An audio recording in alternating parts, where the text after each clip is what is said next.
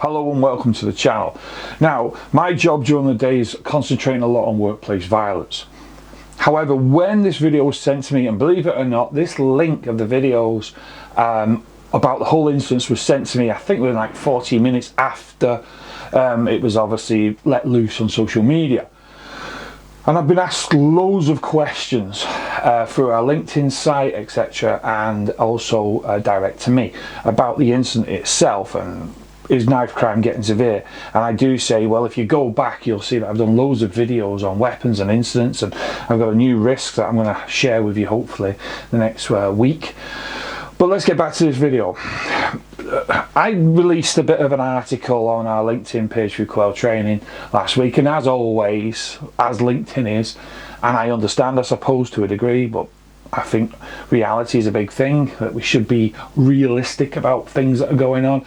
Like, I always find LinkedIn's a very nice, softy type world where everyone's talking about let's get a big hug and awards, and that's fine, fantastic, super. To me, it's turning more Facebooky, which is a bit of a problem in my eyes, because LinkedIn should be used for professionals to show the truth. That's what's happening. That's the risks to staff, the benefits to staff, and things that can help organisations and business thrive. And one of the biggest things that can destroy a business is having incidents of violence, and that's what I deal a lot with.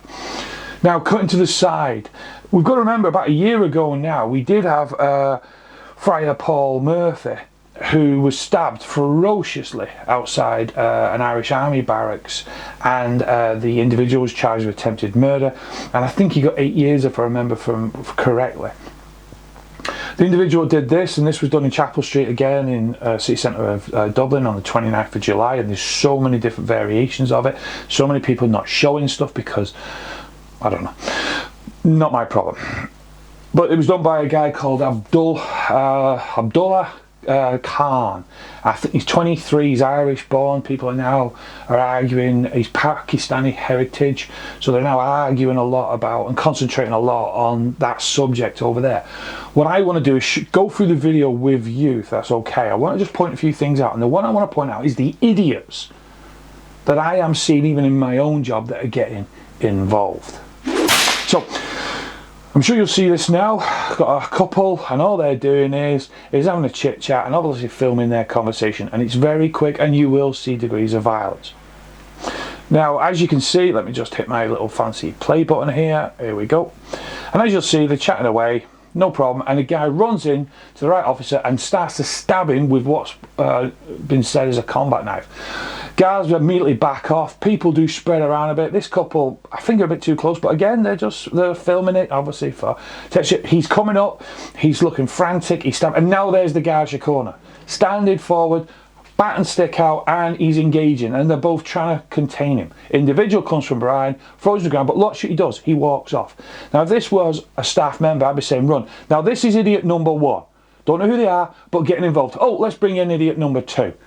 Again, someone distracting the guards from containing the situation. The officers aren't enjoying hitting him. Any one of you that are watching this saying, oh, the officers having it's not Rodney King, if you remember. The officers are keep on striking because of the purpose that he has the knife in his hand still. But yet, we've got other members of the public on the left there on the screen, if you're looking, that are trying to get involved. But there's others trying to say, back off, go away, which I admire them individuals. Police car, bang, straight away on it.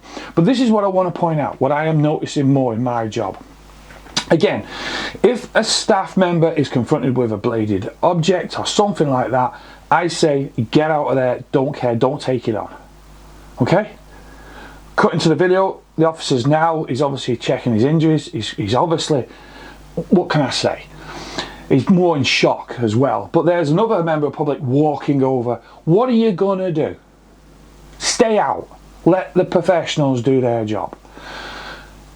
Cutting back to the video again, that is a very short, sharp, fast highlight of what actually happened. There's so many different angles of it. But going back, if you don't mind, to the LinkedIn, what I did the other day when I wrote an article, I said about the safety, and I said why are people getting involved. Why isn't anybody commenting on this? And yet, you know, the feedback I got from LinkedIn as a public view was nothing, not a thing. No one said that. A couple of friends and colleagues of mine hit the like, which thank you, but nobody commented on it. You know why? Because it's a taboo subject. I'm going to tell everybody, as I tell everybody, my apologies, wake up. Violence is occurring a lot. There's nothing as individuals we can do anything about it, but collectively, the government looking at sentences, the government looking, doesn't matter, because I work both in the Republic of Ireland a lot and obviously in Northern Ireland a lot.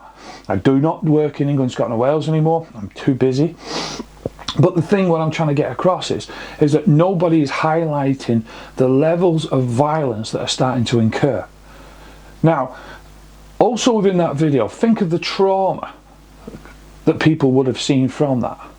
I hope the officers made a great recovery. The individual will be interesting to see. I've noticed already social media platforms are saying why it was done. I'd rather wait to the facts. But my final advice to you is simple.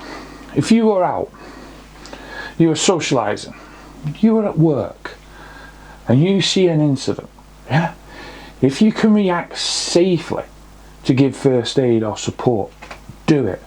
But as soon as the professionals turn up, law enforcement, fire, whatever, ambulance, stay out.